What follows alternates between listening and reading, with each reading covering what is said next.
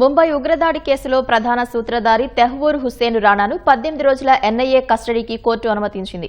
రాణాను 20 రోజుల పాటు తమ కస్టడీకి అనుమతించాలని ఎన్ఐఏ కోరగా 18 రోజుల కస్టడీకి న్యాయమూర్తి అనుమతించారు. అనంతరం కట్టుదిట్టమైన భద్రత మధ్య రాణాను ఎన్ఐఏ అధికారులు తమ ప్రధాన కార్యాలయానికి తీసుకెళ్లారు. 2008 ముంబై ఉగ్రదాడి ప్రధాన కుట్రదారుల్లో ఒకడైన తెహ్వూర్ హుస్సేన్ రాణాను ఎన్ఐఏ ఢిల్లీలోని పటియాలా హౌస్ కోర్టులో హాజరుపరిచింది. 20 రోజుల కస్టడీకి అప్పగించాలని ఎన్ఐఏ తరపు సీనియర్ న్యాయవాది దయాన్ కృష్ణన్, ప్రత్యేక పబ్లిక్ ప్రాసిక్యూటర్ నరేంద్రమాన్ కోరారు. 2008 దాడుల వెనుక ఉన్న పెద్ద కుట్రను వెలికితీయడానికి రాణాను విచారించడం అవసరమని వాదించారు. దాడుల ప్రణాళికలో నిందితుని పాత్రపైన విచారణ చేయాల్సి ఉందన్నారు.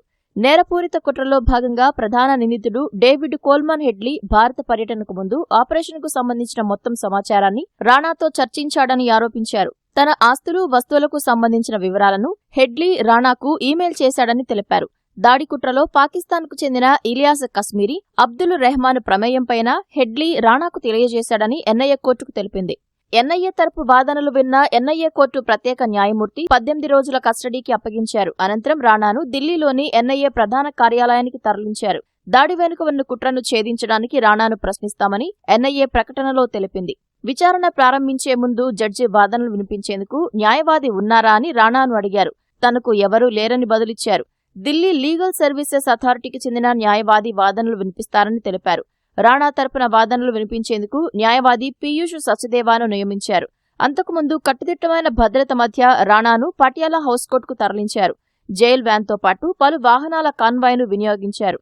ప్రత్యేక సాయుధ స్వాట్ వాహనం, అంబులెన్స్ కాన్వాయ్లో ఉన్నాయి.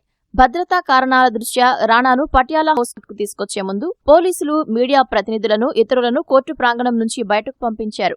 2008లో ముంబైలో ఉగ్రదాడులకు దావూద్ డేవిడ్ కోల్మన్ హెడ్లీతో పాటు పాకిస్తాన్కు చెందిన ఇతర కుట్రదారులు, లష్కరే తోయిబా, హుజీ ఉగ్ర సంస్థలతో కలిసి రాణా కుట్ర పన్నాడనే ఆరోపణలు ఉన్నాయి.